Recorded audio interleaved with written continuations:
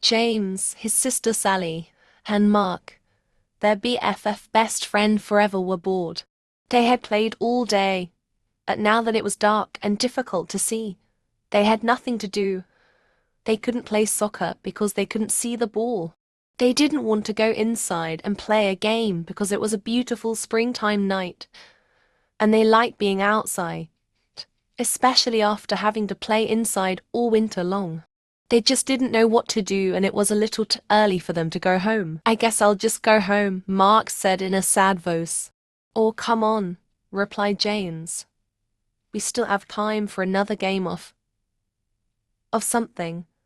Then Sally said, "I have an idea. Let's play hide and seek." "I was just going to say that," James said. "Yeah, I'll bet," replied his sister. "You always say you were thinking of whatever I think of," she snapped. "Do not," James said in a loud voice. "Do too," yelled Sally. Mark just looked down at the ground and shook his head from side to side. "They are at it again," he mumbled to himself. Then he yelled, "Okay, let's play hide and seek. I'll be the seeker." He turned, faced a big tree, closed his eyes, and started counting out loud.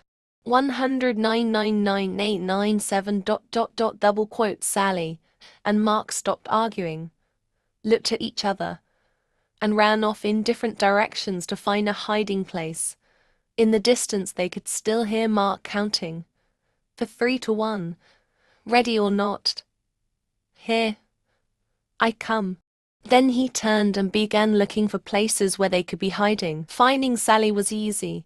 She always ran off and then circled back so she would be close to base, the safe place to get to before being tagged. Mark looked for the biggest tree and ran towards it, but she wasn't there. "I'll bet she's behind that big bush," he said to himself. So he ran to it and was ready to tag her, but she wasn't there either. As he turned around, he saw James running towards base and darted after him. Just before he touched James' shoulder, James tagged the base and yelled at SAFE. "Did you get Sally yet?" James asked. "No," said Mark. "I haven't been able to find her, and it's getting late and we need to be heading home." So both boys yelled out, "Come on out, Sally. It's late." But there was no reply. Not even a little snicker from somewhere in the darkness. They yelled again, "Come on out, Sally. It's late." Still there was no reply from Sally. They began to worrying and started searching for her. As they walked around the area they called out, "Sally, come on, we give up. You're safe." But no matter where they looked, or how much they called out, Sally didn't answer. It was as if she disappeared. Sally was wondering what had happened. All she could remember was crawling under the big trunk of a fallen tree to hide. Now, as she looked up, she saw several stars through a small hole above her head. She had fallen into a hole when she crawled under the tree trunk. "Help!" she yelled and heard her voice echo throughout what must have been a cave. "Help! Help! Help! Help!" "Did you hear that, James?" Mark said excitedly. "Sally just yelled for help." "Keep yelling, Sally," James screamed. "That way we can find you." Sally heard her brother and kept screaming. After a short while the boys were standing next to the big tree trunk. "Hey, are you stuck under this tree?" asked James. "Kind of," Sally yelled. "When I crawled under it to hide, I fell into a cave. Please help me. I'm scared. It's dark and I can't get out." Mark said, "James, you stay with Sally, and I will go get my dad." Then he dashed off into the darkness. "Don't be scared," James said. "I'm right here with you." "No, you're not," Sally sobbed. "You're up there and I'm down here." As Sally turned in the darkness of the cave, she bumped into something, screamed, and began to cry. "What's wrong?" James yelled. "There's something down here with me," Sally replied in a shaky voice. Just then, Mark and his dad came running through the woods. Mark's father knelt down and asked Sally if she was okay. He could hear her crying and sobbing. "Sally, are you hurt?" he asked. "No," she said. "But I'm scared and there is something down here with me. Stand back, Sally. I am lowering a rope and will be down with you in a second." Mark's dad tied the rope to the tree, found the hole under the tree trunk, wiggled a bit, and lowered himself into the cave. Sally could see him coming down the rope and stop crying. Not only was he there, but the cave became brighter from the beam of his flashlight as it danced across the cave's floor and walls. As he reached the floor of the cave, he shone the light on Sally and gave her a big hug. "Don't be frightened," he said. "I'll have you out of here in no time." Then he shone the light around and saw that she had fallen into a small cave, and very close to her, in the middle of the cave, was something wrapped in layers of old blankets. "Mark, James, there's something down here. I am going to tie it to the rope and I want you to pull it out."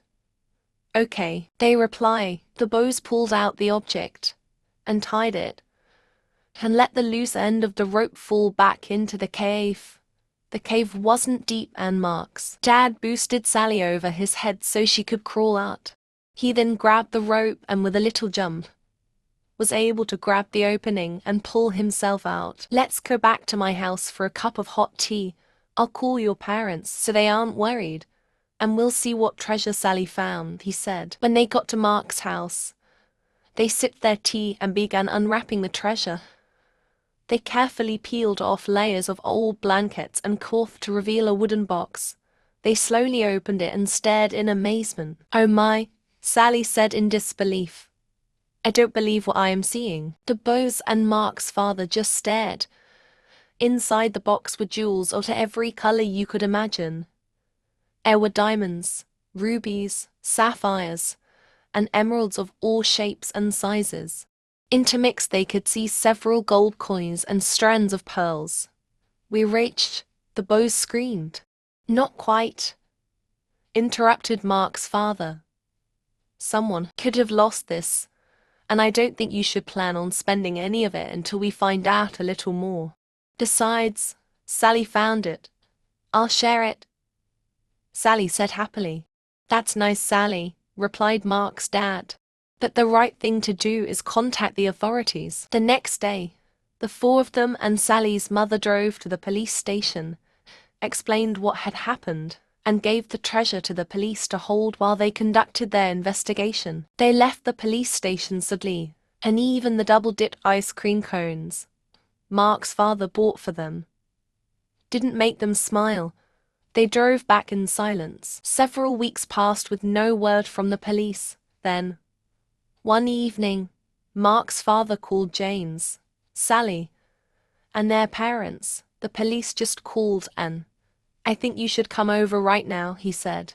"I'm afraid there is some bad news about the treasure. The police are on their way and will explain everything when you get here." Sally and James didn't say much during the ride to Mark's house. Sally thought that since it was bad news, the treasure belonged to someone else, even though they probably lost it. Whatever happened to finders keepers? She mumbled. "What did you say, Sally?" her mother asked. "Oh, nothing," Sally replied. Then she let out a long, sad sigh that echoed through the car. When they arrived at Mark's house, the police were there with the treasure box. As Sally entered, the captain introduced himself and said, "Sally, this is yours. Your parents need to sign some papers, but the box and its contents are yours." Sally, Mark, and James shrieked with joy and danced around the room. Then Sally said, "What is the bad news?" The captain smiled and said, "The treasure is worth more money than you can imagine, and with your newfound wealth comes great responsibility." Sally didn't quite understand what the captain was talking about, and right now it really didn't matter. Mark asked, "Are you going to share?" "Of course," Sally said. "If you and James didn't help me, I might still be there." Several days later, Sally asked everyone over to her house. "I have decided what to do with the money from the treasure after it is sold," she said. "I am giving 1/6 to our mom and dad. 1/6 to Mark's mom and dad. 1/6 to Mark. 1/6 to James. And 1/6 for me. There is an extra 1/6, Mark proudly stated. He loved math and was right on top of Sally's calculations. No, there's not, Sally said. Is two, Jane said. Is not, Sally said in an angered voice. Just as Mark was going to say, "AR at it again," Sally said. "This is why there isn't an extra 1/6. I'm giving it to the local charity, so it can be given to those less fortunate and in need," her mother and father said. It was a caring and responsible thing to do. They were very proud of her and knew that she understood what the captain meant when he had turned the treasure over to her just days before.